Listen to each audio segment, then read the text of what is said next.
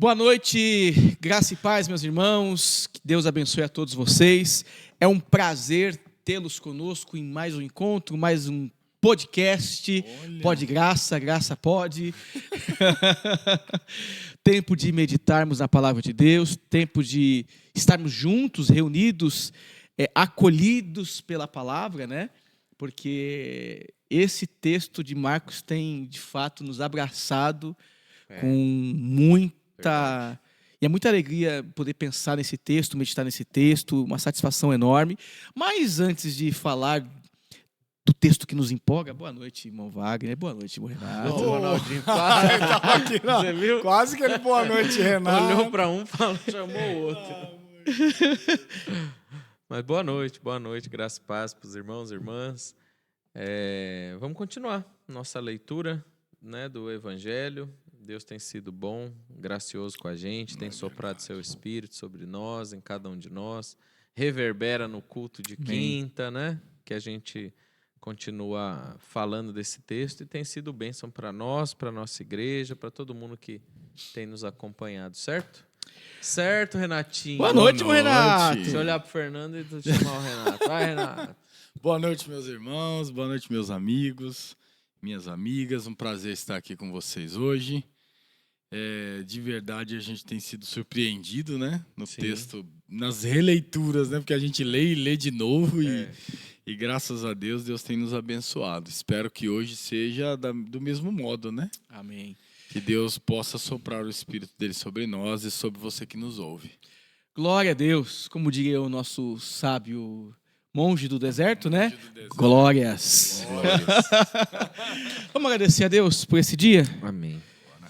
Pai, no nome de Jesus, nós te agradecemos. Obrigado, Senhor, Sim, Jesus. por sua misericórdia. É a razão pela qual nós não somos consumidos, Senhor.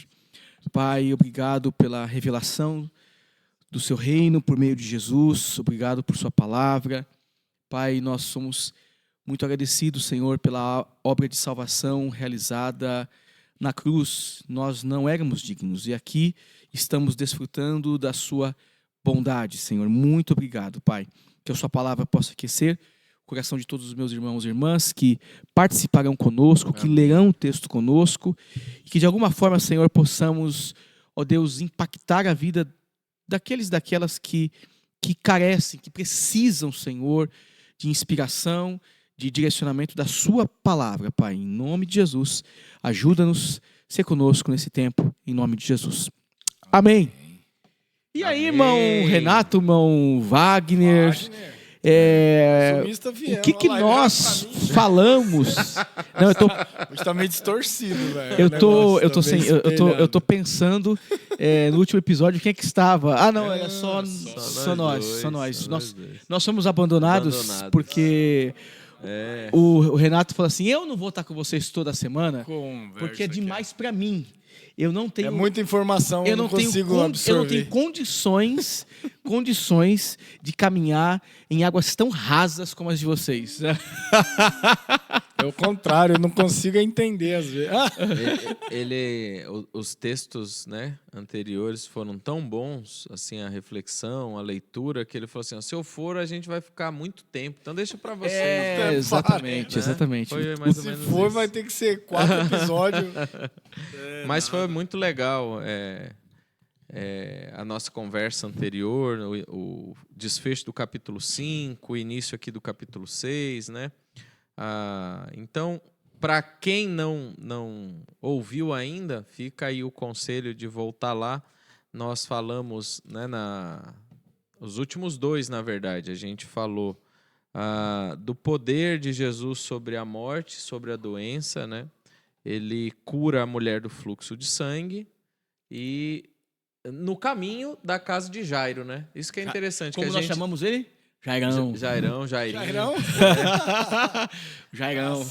Exato, ficamos íntimos. A leitura foi tão boa que a gente ficou íntimo do Jairo, né? Então, no meio do caminho, aparece uma mulher com fluxo de sangue. Jesus, e aí é o texto muito conhecido, Jesus cura essa mulher que há 12 anos sofria. E aí tem um jogo de palavras, porque ela sofria 12 anos e a menina morreu com 12 anos, né? Então, assim, para uma, 12 anos foi de muita dor e sofrimento. Para outra, foram 12 anos de vida. que se encerraram. Depois que Jesus cura a mulher do fluxo de sangue, ele continua a caminhada até a casa de Jairo, mas no meio do caminho ele é alertado que a menina morreu.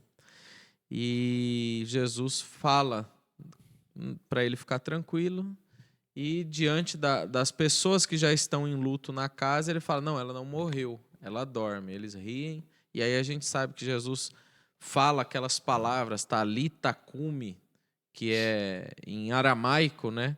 E o texto é legal, a gente abordou um pouco disso, que o texto, a nossa tradução para português também faz questão de manter, porque havia uma ênfase em cima disso, né? Menina, eu ordeno que levante-se, né? E ali a gente sabe que essa menina volta à vida. Jesus é tão cuidadoso que fala, dá comida para a bichinha, tadinha, que ficou aí. Quem faz essa viagem da vida para a morte e volta novamente, está com fome, dá comida para ela. E aí a gente chegou no texto do capítulo 6, que falava do profeta sem honra na sua pátria, né? Porque Jesus volta lá para as regiões da onde ele cresceu, Nazaré, e o pessoal ali não dá muita bola para Jesus, né? A gente brincou, parafraseou, falando que seus vizinhos começaram a falar, mas que é esse menino aí que era um catarrento, jogar a bolinha de gude aqui e agora está com essa autoridade, fazendo esse tipo de coisa, com esse ensinamento? E o texto vai dizer que, por conta da incredulidade dos seus conterrâneos, Jesus não pôde fazer muitos milagres. Mas é interessante que há o desfecho, há um contraponto ali, né? Porque diz assim, não, ele só impôs as mãos na cabeça de alguns doentes e os curou. Como se fosse minimizando, né? Porque assim, ele poderia ter feito muito mais, né? Talvez até ressuscitar morto em Nazaré, mas não foi o que o texto narra pra gente. O texto vai dizer que ele fez pouquinha coisa. Eu queria fazer esse tipo de pouquinha coisa aqui hoje, mas foi isso. Aí a gente chega no texto de hoje, né? Que é a continuação do capítulo 6 e o versículo 7. Então, essa primeira perícope, esse primeiro trecho aqui que nós vamos ler e comentar, vai falar de Jesus enviando seus 12, né? E aí eu acho que a gente vai explorar algumas coisas. Me parece que Jesus... que eles tinham muito para aprender, mas mesmo no meio do caminho, Jesus fala assim, não, já dá para vocês. Mas vamos ler o texto, né? Vamos ler o texto. Ele tá fazendo um resumo do texto antes do texto. Antes do texto. Isso é uma benção. O dom dele é tão fluido assim que ele resume o futuro, o passado, aquilo que não é, passa a ser. Arrumei um dom, hein? Isso é uma habilidade extraordinária. Revelamento do texto. Ó, bora pro texto, seus hereges. 6, 7 de Marcos. Escreva isso aí. Tem que pôr na lista lá do capítulo 12. Então, Leiai-vos. Jesus passou a percorrer os povoados ensinando. Chamando os 12 para junto de si, enviou-os de 2 em 2 e deu-lhes autoridade sobre os espíritos imundos. Estas foram as suas instruções. Não levem nada pelo caminho, a não ser um bordão. Não levem pão, nem saco de viagem, nem dinheiro em seus cintos. Calcem sandálias, mas não levem túnica extra. Sempre que entrarem numa casa, fiquem ali até partirem. E se algum povoado não os receber nem os ouvir, sacudam a poeira dos seus pés quando saírem de lá, como testemunho contra eles. Eles saíram e pregaram ao povo que se arrependesse. Expulsavam muitos demônios e ungiam muitos doentes com óleo e os curavam. Amém, meus amigos. E aí, Fernandinho? E aí? Demorei. Tá armado? Demorei. Eu tô armado. Mas eu acho legal o negócio aqui, ó. Deixa eu ter misericórdia aqui do meu amigo. Uma coisa que eu acho legal desse texto é que quando você olha Jesus, mais uma vez, parece que Jesus tem aquela ideia muito relacional, né? Jesus chama assim, se aproxima deles, né? Sim. Fala assim, agora chegou, parece que um uma nova fase do que está acontecendo aqui. Porque até então, no Evangelho de Marcos, pela sequência narrativa, você não vê Jesus enviando eles, né? Você vê Jesus só fazendo milagres e com eles juntos, ensinando e coisas desse tipo. Mas agora chega uma situação diferente, né? Então, quando Jesus chama e Jesus passa a enviar eles, é interessante que me parece que é uma lógica, muito uma lógica de demonstrar para que eles pratiquem aquilo que eles estão vendo. Então, passa agora de um momento só de teoria para a prática. É como dizer assim, olha, agora vocês viram eu fazendo tantas e tantas coisas, mas agora é a hora de eu enviar vocês para que vocês façam o que eu venho fazendo. Então, eu acho que é legal porque você passa dessa dinâmica, dessa experiência com Jesus de proximidade. Quando o texto diz assim, olha, então ele reuniu os 12 e disse assim, ó, agora vocês vão. É aquela hora que o pai solta da mão da criança, né? Tem uma imagem bem legal aqui, eu acho, no texto. É aquela hora que você deixa a pessoa que está treinando ir fazer aquilo sozinho, sem sua supervisão, só por tudo aquilo que você já vem demonstrando para ele. É aquela confiança de você dizer assim, não, o que eu tinha para ensinar, eu já ensinei, agora eu quero ver ele fazer sozinho. E deixa o camarada aí fazer, que seja numa questão ministerial, que seja na vida dos nossos filhos. Esse momento ele é um momento de apreensão entre quem está enviando e quem está sendo enviado. Porque, peraí, Jesus está mandando a gente ir para onde? Jesus nunca esteve presente e disse assim, tá bom, Pedrão, expulsa esse demônio aqui, ó. Não é? Não. Sua vez. Não, é sua vez agora. Vamos ver se você entendeu a dinâmica do exorcismo. Jesus não faz isso. Jesus diz assim para eles, agora vocês vão e são enviados, mas não há nenhum tipo de treinamento prévio, como assim, não, agora eu vou ficar aqui, vocês pregam, e eu vou ver se você está cumprindo a introdução, os 3 tópicos e a conclusão de forma como que a gente combinou a nossa homilética. Não tem nada disso. Então, eu acho que é legal porque você vê muito esse passe de dizer assim, olha, não, agora é um passo para vocês fazerem. Eu acho que é muito legal porque você consegue perceber essa dinâmica que um dia foi a gente, né? Um dia foi a gente pregando, um dia foi a gente ensinando, um dia foi a gente cuidando de uma igreja, um dia foi a gente fazendo tantas coisas e a gente sabe que o lugar é complicado. Hoje você está aqui pregando, acontece alguma coisa, o Fernando, já chama o Fernando, mas na situação aqui não, Jesus ficou e os camaradas foram, e como é que a gente pede uma ajuda? Não sei se é nesse evangelho, mas em outro evangelho, dá um BOzinho lá na hora de expulsar o demônio, que o demônio não sai. Sim, sim. E aí Jesus chega. Então, pode ser que a gente consiga vislumbrar diversas possibilidades dentro dessa questão do envio, né? E o texto, mais uma vez, vai destacar, né, a vinda de Jesus após a experiência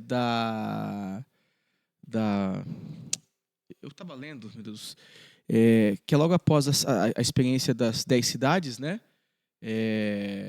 Fugiu o nome. Decápolis. Então ele chega agora numa aldeia vizinha a esta região, porque está acontecendo por ali, né?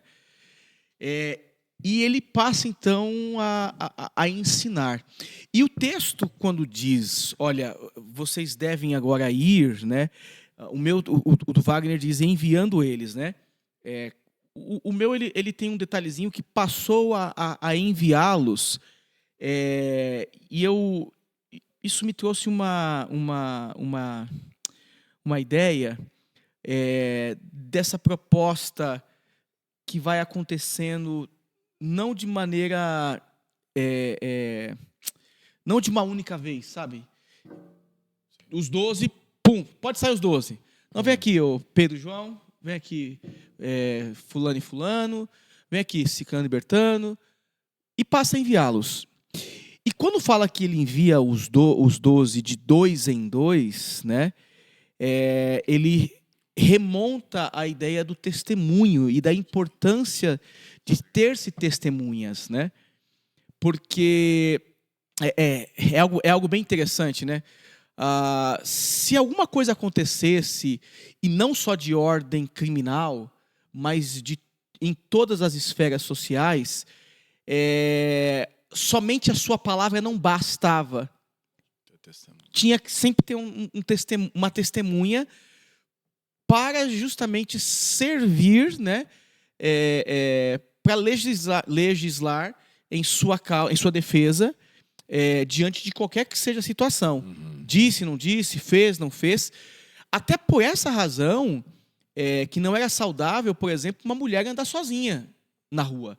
Ela precisava sempre de companhia, estar debaixo da tutela de alguém, debaixo eu esqueci o nome, do talit de alguém, não é? Como os judeus, não sei se é os judeus ou quem que fala, da autoridade patriarcal. Sim. Daquele homem, daquele indivíduo, daquela liderança da casa ou de que quer que seja, né? Ou seja, é importante que se caminhe com alguém. A mulher não pode caminhar sozinha porque ela corre riscos de ser violentada, de ser questionada pelo um homem mais velho da casa, da cidade. E, por sua vez, um homem que viaja sozinho, ele corre riscos de ser incriminado de alguma coisa ou acusado de alguma coisa, e ele não tem defesa. Ou ele vê algum ato de injustiça e também não tem como comprovar aquele ato de injustiça. Então é fundamental que se tenha aqui uma testemunha, alguém caminhando do seu lado, para servir de comprovação do que está acontecendo. Esse é um aspecto social. Sim. Agora tem o aspecto bíblico e teológico. A ideia de se caminhar com com alguém, tá muito. Alguns desconsideram um eco do texto de Eclesiastes, né, do Antigo Testamento, para você é melhor ser em dois do que um, tal, né? Sei. Alguns desconsideram isso, mas não é um absurdo fazer essa leitura, né? Não, porque você enxerga a ideia do suporte, né? Do suporte, mas está presente esse contexto do suporte. Porém, está presente essa ideia daquele que foi levar e o que viu que, de fato, esse que estava levando tinha boas intenções em fazer algo para você, para essa família, para essa casa. Então, a ideia de ter uma companhia como instrumento de testemunho, de confirmação do que você está fazendo, ou do que alguém fez, isso que o texto está recuperando aqui nesse momento, né? E o texto vai continuar dizendo que dando-lhes autoridade sobre os espíritos imundos, né? Daqui para frente, o que acontece de maneira pontual, onde Jesus não curava muitos, não sei se vocês perceberam na leitura e nos textos que virão, isso aumenta exponencialmente com os discípulos. Enquanto Jesus fazia poucas curas, os discípulos faziam muitas curas. Enquanto Jesus expulsava um ou outro demônio, os discípulos expulsavam muitos demônios, porque eles estão em missão, eles estão indo, cumprindo essa missão. Tem mais poder do que Jesus? Não é isso. Mas que, de fato, eles estão aqui fazendo mais coisas. Estão cumprindo, né? Dentro desse chamado missional, né? Eles estão fazendo, é óbvio, né? Tem muita coisa aqui ainda para a gente pensar. E eu acrescento aí que o lance de 2 em 2 tem a questão do companheirismo. É muito mais fácil, né, a gente sair numa missão em 2 do que sozinho. O Eclesiastes já fala isso, né? É melhor estar em 2 do que 1. Porque 2 se aquecem, 2 caminham juntos. Aí ele usa a imagem do cordão de 3 dobras lá no Eclesiastes, né? Uhum. Que metaforicamente a gente tem por costume sempre lembrar. Uma corda é Deus, a outra os parceiros de caminhada, né? Porque nesse tempo era isso mesmo, as pessoas andavam de 2 em 2, de dupla. É muito mais fácil você empreender em sociedade do que sozinho.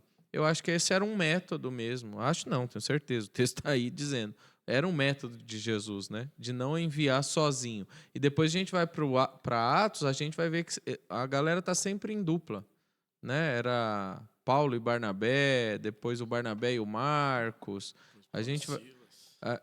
você vai ver que era comum. Inclusive, depois da ressurreição de Jesus, ele anda com 2 no caminho de Damasco. Estavam em 2. Né? Tem gente que diz que é um casal, tem gente que diz que eram 2 amigos, e isso daí fica nas entrelinhas, né? Isso também é pouco relevante para o texto lá, né? Mas andar de 2 em 2 tem esse aspecto de segurança. É mais seguro eu andar acompanhado, né? Além de tudo isso que o Fernando falou.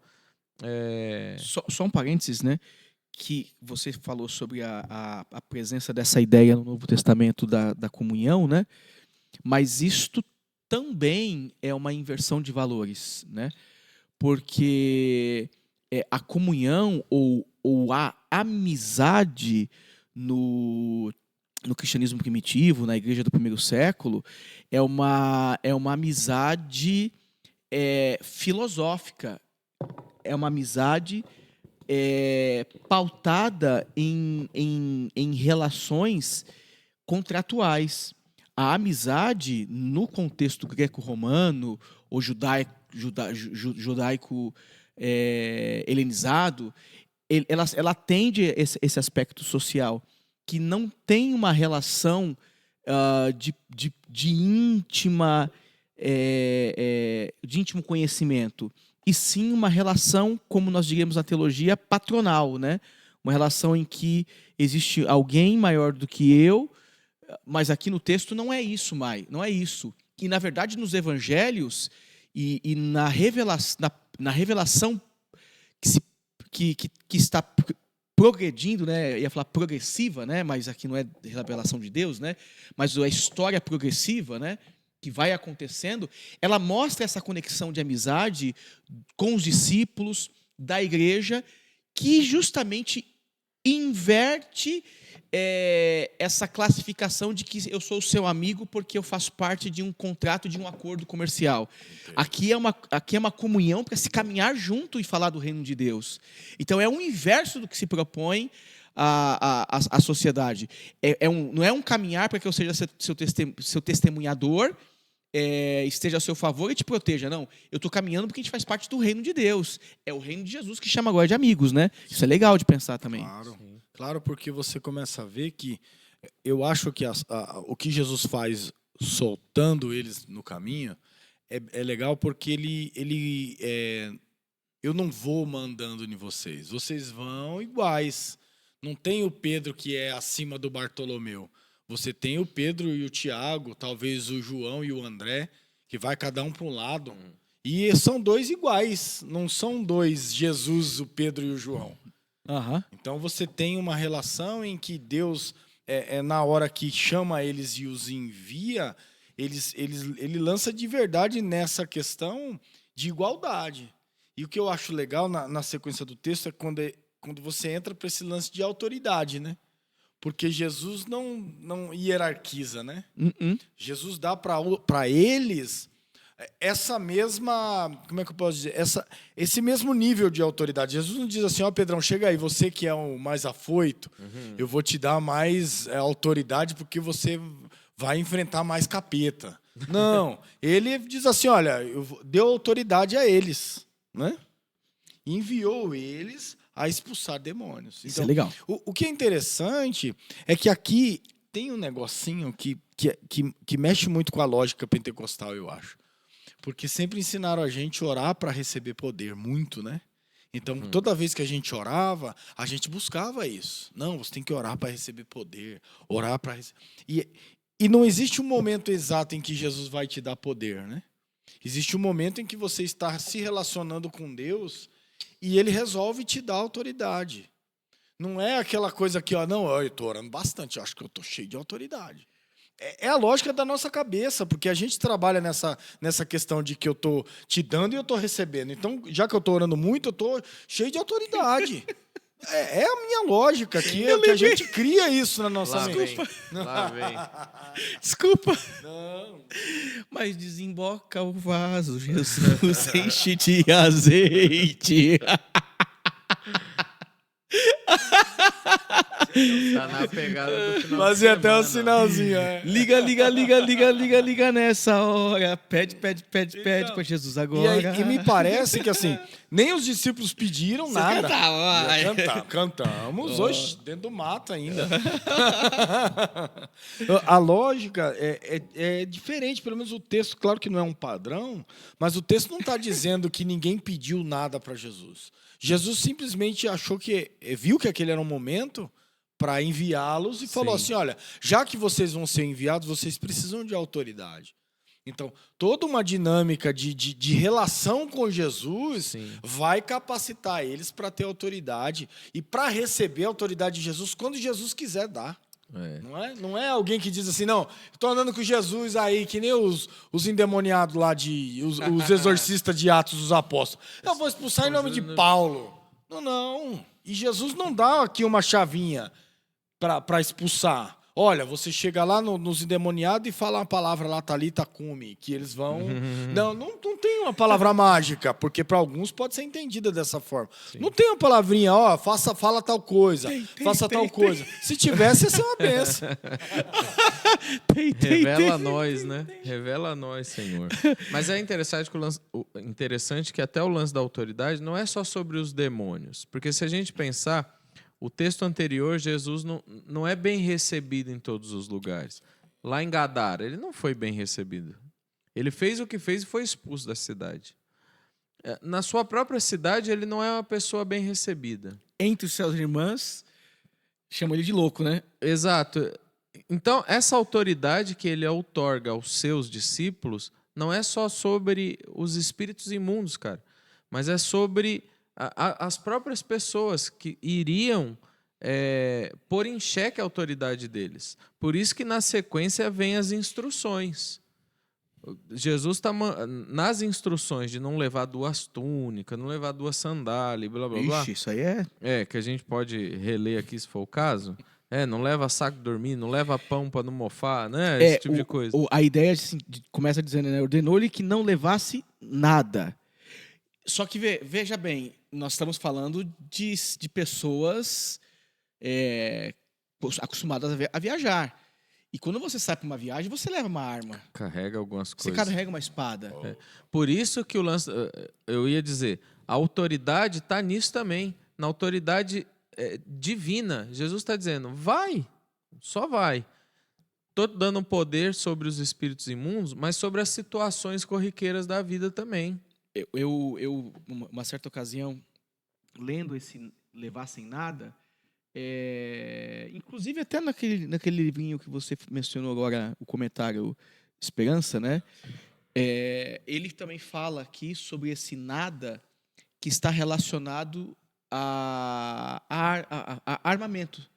Porque uma vez que você sai e está viajando e você apresenta armas, você intimida as pessoas, no contexto aqui, né?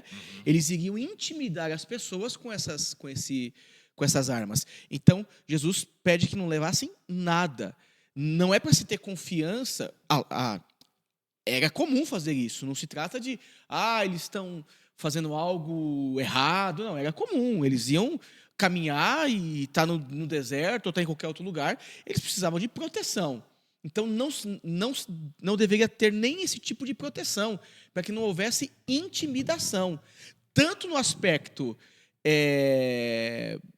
armamentista aqui, como também no aspecto social.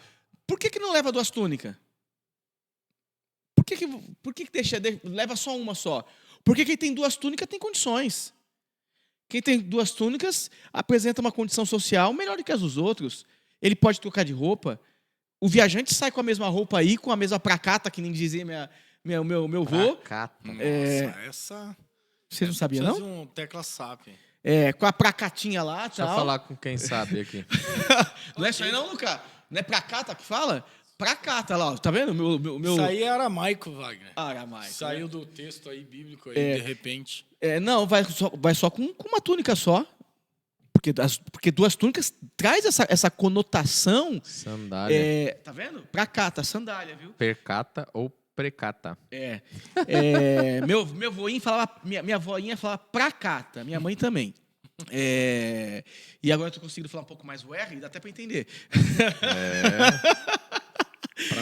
Então, esse camarada, ele tá demonstrando também a sua condição social, que não é superior à do outro. No entanto, que muitos franciscanos utilizam esse texto aqui para sustentar a teologia do pobre, né? Dessa vida simples que você pode sair pelo caminho apenas com o que você tem no corpo e acabou. Não é isso que Jesus está querendo ensinar aqui. O que ele está ensinando é justamente essa pregação que eles iriam fazer. E primeiro, que eles não devem carregar nenhum instrumento de guerra. E segundo, que eles têm que se demonstrar socialmente iguais aos demais, não superiores aos demais. Porque o povo que o evangelho começa a ser direcionado não é o povo da elite. Porque, primeiro, não se tinha acesso a esse povo, né? Exatamente. Então, a mensagem era para pessoas simples mesmo. Para pessoas que eram debilitadas, para pessoas doentes, para pessoas que estavam possessas por demônios. Isso não era a pessoa que você ia chegar mostrando o que você tinha, a roupa que você tinha. Então, acho que a relação do enviado também demonstra para quem ele vai, né? Para que tipo de povo ele vai, o que ele vai demonstrar diante da sua vestimenta, né? Posso falar? Claro. E tem uma Beatbox. E tem um lance também aqui de levar o pão, né? E não levar pão e nem sacola. Justamente, você falou sobre o público, né? Para quem ele foi enviado, com quem eles iriam falar. Aqui tem a questão da hospitalidade, né? Sim. Porque Jesus está considerando que essas pessoas iriam praticar e exercer a lei da hospitalidade. E olha, que era comum, né? E olha, era comum e era com o povo não judeu. Ele não está mandando eles aqui dentro do contexto judaico, né? Se a gente parar para pensar, ele está mandando ele para várias regiões. Ele já está considerando que os gentios serão hospitaleiros. Não é toda a classe judaica que acredita nisso. Pelo contrário, por que ele fala assim? Se você entrar em algum lugar e não receber você bem, sacuda a poeira dos seus pés. Porque o judeu já tinha isso como prática. Se o judeu tivesse que atravessar uma região pagã, de gentil, pagã, quando ele voltava saía desses lugares e voltava para sua terra, ele sacudia o pó para ficar limpinho, né? Então, olha o que o Fernando já falou dessas quebras de paradigma de Jesus, inclusive em não levar nada, né? Você falou outra coisa no começo. Que outra coisa? Agora. Que denota uma quebra de paradigma. Das amizades. Amizade. Que não era comum, que a amizade era meio que... filosófico. Filosófico, não sei o quê. Jesus é especialista em quebrar paradigma. Ele quebra muito. Então, essa é mais uma. Que ele fala assim, você só vai sacudir se eles não receberem a boa nova. Se eles não receberem o reino de Deus. Aí vocês têm o direito de sacudir, né? Porque eles não quiseram, se fecharam para a novidade do evangelho, que é diferente da novidade da religião judaica. Que a religião judaica já vai cheia de pompa. Por isso que Jesus está tirando a pompa aqui dos seus discípulos. Quebrando esse viés, esse paradigma que já era estabelecido pela religião judaica. Não, com a gente é diferente. Com os meus discípulos é diferente. Aliás, no reino de Deus é diferente. Foi isso que Jesus estava E também tem um exercício de fé aqui também, né? Porque você sair... Mas muita fé. Você sair, primeiro, desarmado, num contexto de muitos predadores, de violência, ladrões, pastores, porque os pastores aqui eram criminosos nesse contexto aqui histórico, né? Os pastores... pior que é verdade, né? Não muda muito. Eu tô rindo de nervoso. Os pastores aqui, eles eram violentos, muitos deles, né? Porque eles faziam... Pastor de ovelha? Atrocidades. Eles eram, dependendo do clã, né? Da região e do tipo de trabalho que eles tinham, né? Eles eram bem violentos, né? Mas o fato é que estes homens, eles estão sendo instigados por Jesus a um exercício de fé, primeiro, a sair sem segurança. Segundo, sair sem mantimento. né? Conte com a hospitalidade dos outros. Cara, isso aqui é reino de Deus. Percebe a mistura, né, desse revestimento de autoridade que gera dependência da ação de Deus? É isso aí, Fernando, que você falou, que as pessoas precisam, que a gente precisa ter noção, que parece que a autoridade é um domínio do homem, né? Você recebeu a autoridade e parece que fica assim, ó, eu tenho, é minha. Não é. É a manifestação do poder de Deus. Só dele. E só manifesta quando ele quer. Esse é o problema. A gente tem uma dimensão de que parece que essa autoridade virou propriedade sua. Então, Fernando tem autoridade, mas peraí. Mas essa autoridade manifesta todo dia, toda hora que ele põe a mão na minha cabeça, toda hora, é sempre. Me parece que não é assim. Me parece que ela se manifesta nessa dinâmica da hora que você é enviado, da hora que Deus te leva para fazer alguma coisa, da hora que Deus te conduz. Não é a gente que manipula a autoridade. Sim. É a autoridade que vem de acordo com o sopro do Espírito, de acordo com a ação do Espírito Santo, de acordo com aquele dia que ele sopra. E às vezes a gente não está percebendo, mas você está falando e a autoridade que Deus deu a você e arrebentou o coração de alguém. Ora, e trouxe essa pessoa para o evangelho. Exatamente isso. E é um ato, de fato, de fé por parte desses discípulos, e estão convencidos de que esse envio é tão legítimo que eles vão. Eles vão. Tem um lance, eu recebi a autoridade, mas também tem um lance que eles entenderam que aquele que envia tem autoridade, e aqui eu posso transmitir de maneira, fazer uma hermenêutica pastoral do texto e dizer, olha, que quando aquele que tem autoridade envia, ele também nos dá garantias de que ele vai proporcionar casa, pão e amigos. Isso é igreja. Percebe o movimento? E olha só, isso aqui é belo, hein? A primeira coisa que ele proporciona no texto é amigos. Não foi isso? Sim, de 2 em 2. A primeira coisa é amigo. A segunda coisa é segurança. Não a sua, mas a minha. A terceira é provisão. Vocês não precisam levar pão. Não precisa levar sacola. E também não precisam demonstrar aqui uma condição superior aos demais. Sejam humildes. Sim. Se humilhem. Olha para onde a gente vai para o texto, né? A gente está aqui, obviamente, fatiando o texto e pensando em cada uma dessas palavrinhas, né? Uhum. Mas é algo de se pensar para os nossos tempos, para os nossos dias.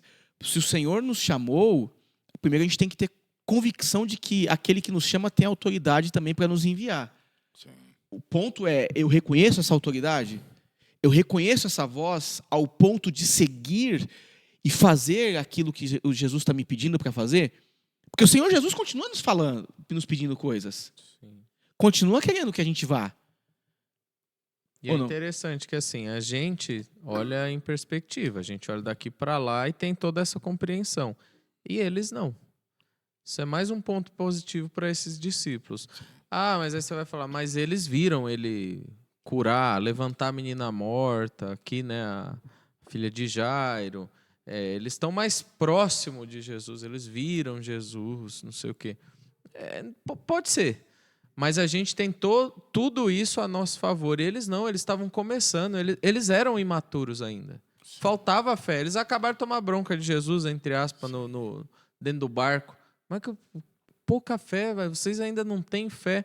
E de repente Jesus para a caminhada e fala assim, vocês vão de 2 em 2.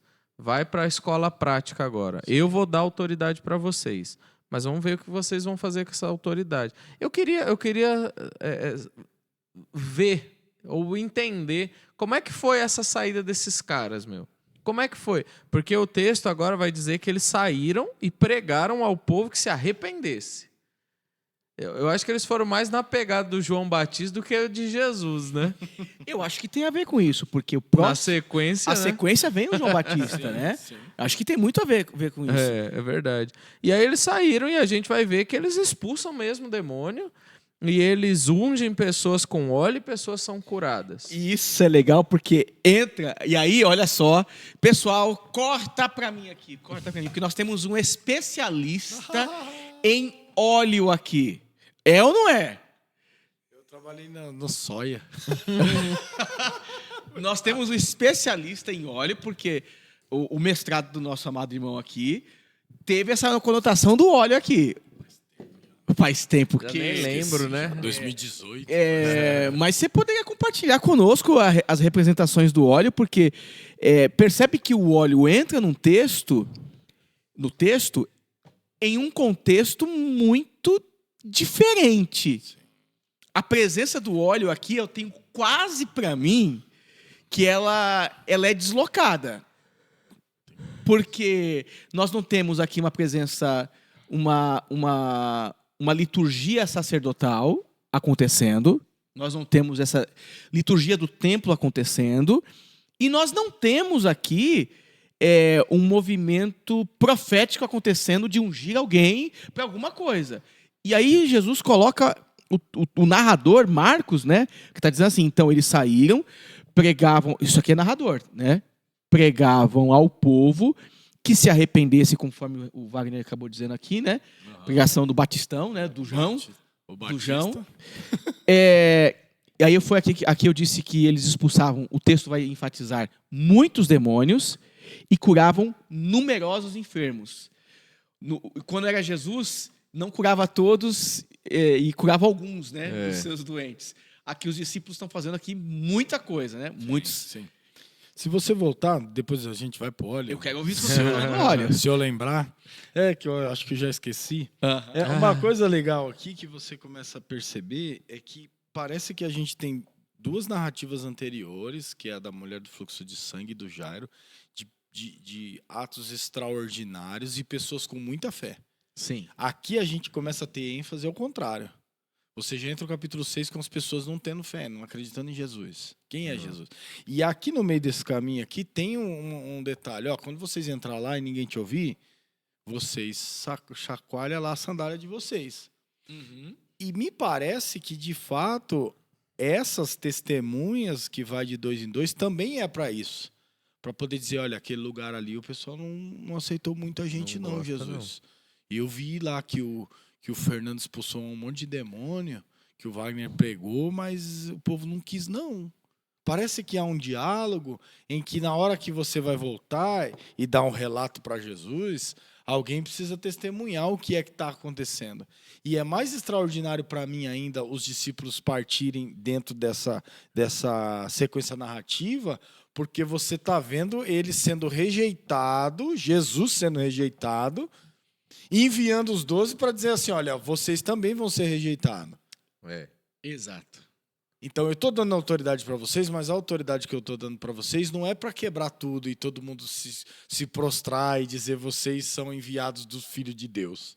Ele está dizendo assim, vocês vão chegar em lugares que as pessoas não vão ouvir vocês. É isso aí. Vocês vão expulsar demônios, vocês vão fazer cura, vocês vão ensinar, mas vai ter gente que não vai querer saber disso. Então, me parece que já é um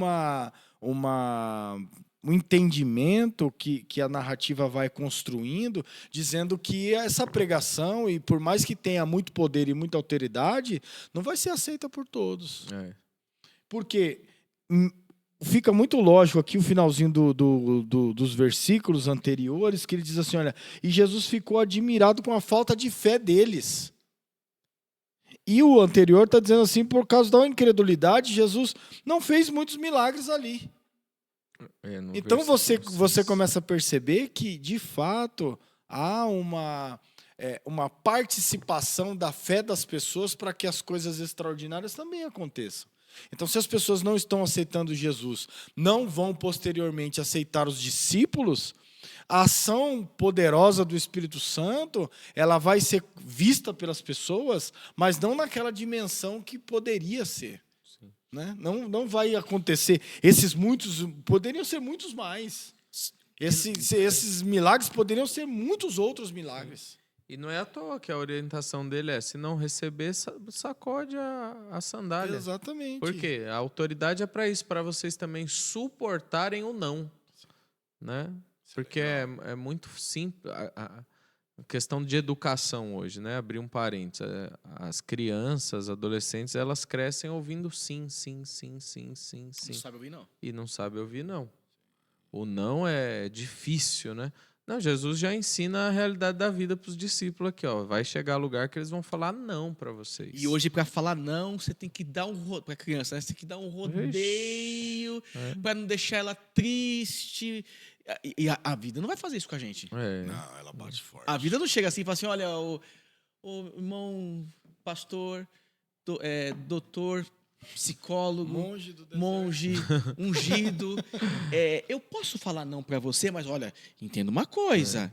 Eu vou falar não para você hoje, porque assim é a vida, tá? Eu lembrei disso aqui. Eu lembrei disso aqui agora por conta do nosso bate-papo quinta-feira do Gadareno. Não lembra quando ele vai querer seguir Jesus? Jesus fala não. Não. Olha que curioso, né? Aqui Jesus está mandando, vocês 12 vão. Mas o Gadareno agora, pertinho, queria andar com Jesus também. Jesus falou não. Ele já começou o ministério dele com um não. Se fosse nos dias de hoje, era capaz do discípulo falar assim: então eu não quero mais saber de você então não. Eu vou para qualquer outro aí agora, porque você já não me disse aceita, não. Eu vou achar outro Jesus. E Jesus, né? Isso aí a gente desenvolveu na quinta aqui, com o pessoal na igreja. Ele fala: não, você não vai comigo, mas você vai para sua família. Você vai para os seus. Você vai para Decápolis. E essa região das 10 cidades ficou conhecendo Jesus, provavelmente por conta desse gadareno que Jesus disse não. Deus tem seus meios de trabalhar, né? Exatamente. Então, Jesus está vacinando seus discípulos. Vai ter lugar que vão falar não para vocês.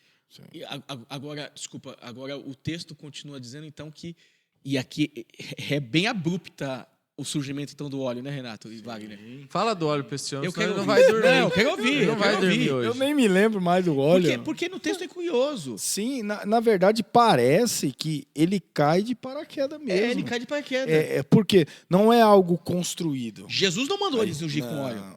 Aí que está a questão, né? O texto não está dizendo isso. Não tem algo construído. Me parece que é algo que deve estar dentro do imaginário, né? Porque se eles... ou então é alguma coisa posterior, né? Mas o que acontece é que eles estão curando e orando pelos doentes. Se você analisar o começo do texto, vai ver... Olha, vocês receberam autoridade sobre expulsão de demônios. Mas aqui eles estão expulsando demônio e curando. E ungindo com óleo. Então...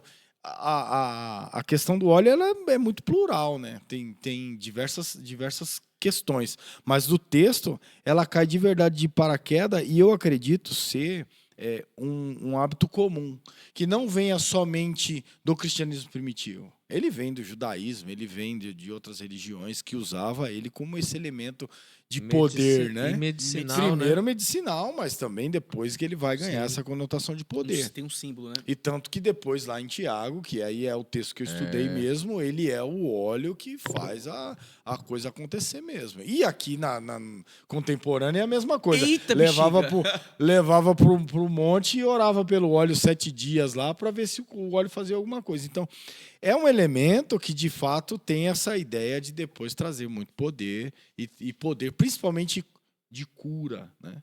Então, eu acho que o Fernando tem toda a razão quando ele diz que cai de paraquedas. Jesus não está ensinando isso, porque senão Jesus já tinha dito aqui, ó, vou dar autoridade para vocês, já leva óleo dentro da bolsinha.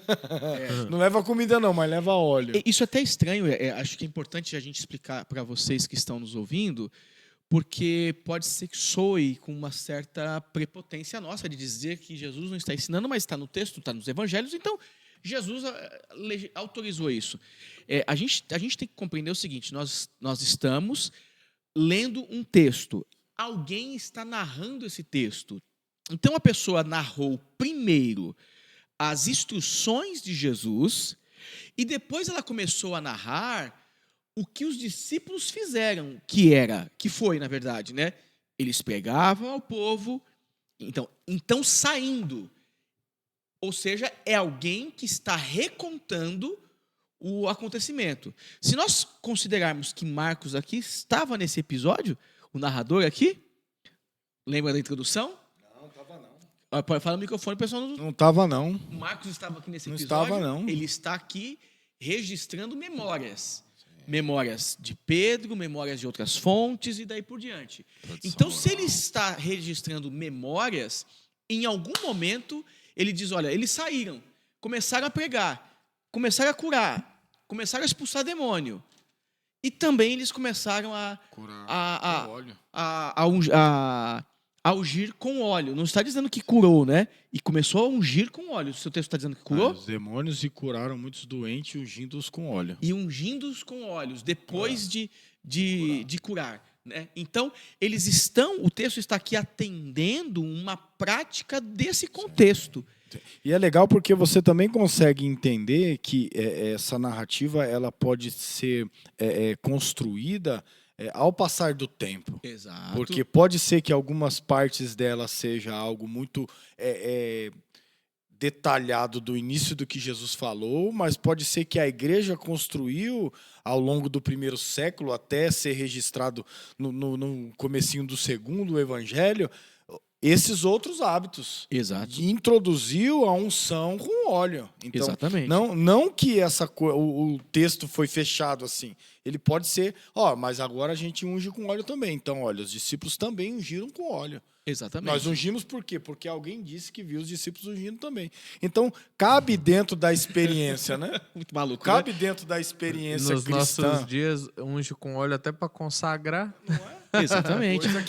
Coisa que não tinha, não está no texto. E nem tem no texto. Não tem no texto. No entanto, o nosso ministério discutiu isso, né? Exato. Até alguns anos atrás, se levava ao ministério, botava a mão na cabeça e ungia com óleo. Sim. De alguns anos para cá, Não se faz mais não isso. se tem mais essa prática, Não, só mas impõe as mãos. Então, mas aí é a prática do Antigo Testamento, né? Unção. Né? De rei, sacerdote. Exatamente. Exatamente. Mas é legal Que não tem a ver com a lógica do pastorado do Novo. Não, porque o Paulo, quando vai falar para o Timóteo, o que você recebeu na imposição das minhas mãos, não tem óleo ali. Não. Não tem óleo nenhum. É. E não é esse o problema. Tem uns vídeos, eu já vi uns vídeos que os caras tornam um jarro de óleo na cabeça do cidadão. Mas umas coisas malucas, que os caras juntam uma cabeça na outra, que faz transferência de unção. Eita, bichinho. Tem. Mas assim, o texto encerra com isso, né? Ele encerra com isso, porém, ele não valida uma prática doutrinária de você ungir os enfermos para a cura. Sim. Não. Porque na sequência, eita bexiga, hein?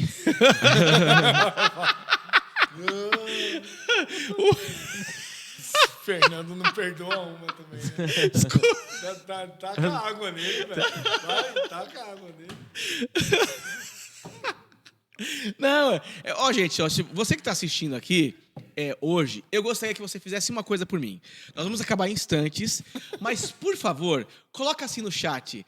Parabéns, Pastor Wagner, porque hoje que vai pro vídeo, pro ar esse vídeo, verdade. É aniversário O dia que vai dele. pro ar é o Parabéns, parabéns.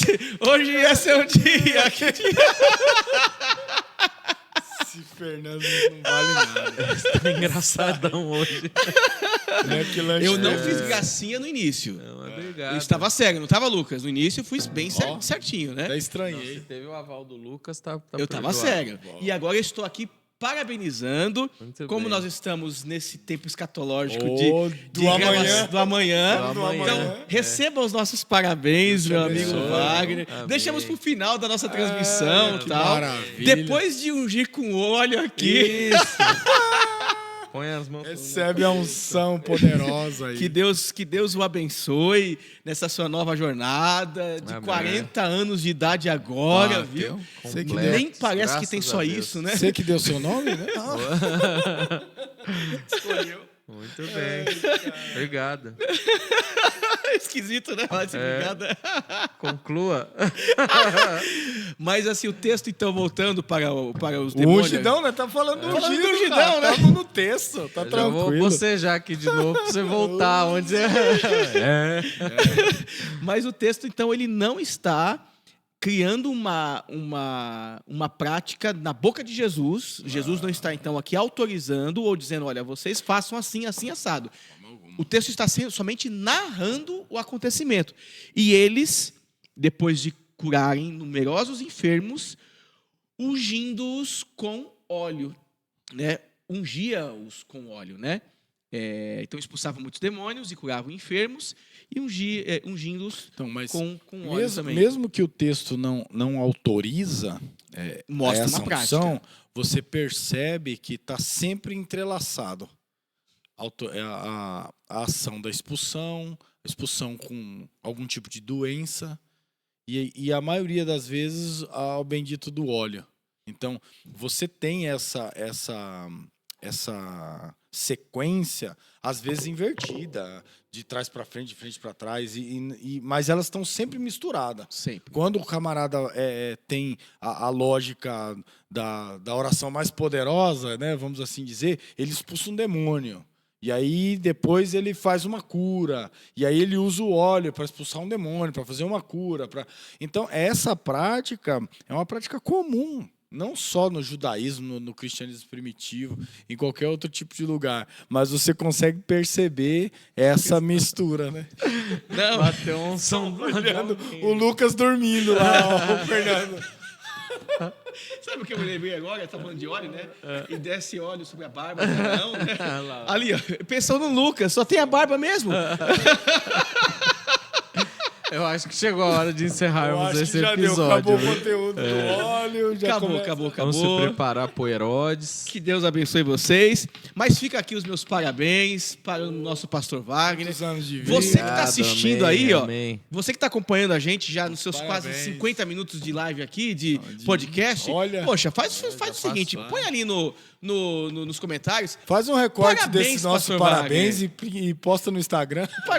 Parabéns, pastor Wagner. Obrigado. Valeu por lembrar. Obrigado. Que Deus Hora abençoe. para acabar, rapaz. Orai-vos. Deus bendito, nós te agradecemos, Senhor, Obrigado, pelo privilégio de estarmos aqui nessa noite, pela vida dos meus irmãos, pela vida daqueles que nos ouvem. Obrigado, Senhor, pelo texto que nós podemos hoje compartilhar. Obrigado pela vida do Wagner, que o Senhor dê muitos anos de vida para ele, saúde, que o Senhor fortaleça em tudo, que ele continue sendo uma bênção para nós, para a nossa comunidade. Abençoe ele, a Simone, as meninas, que ele continue sendo um exemplo para nós, Senhor. Que a bênção do Senhor esteja sobre ele. Nós te agradecemos, Senhor. Em nome de Jesus. Amém. Estamos encerrando aqui. Amém. Vamos pro forró comemorar o aniversário do Wagner. Deus abençoe você. Fiquem na paz. Deus abençoe. Tchau.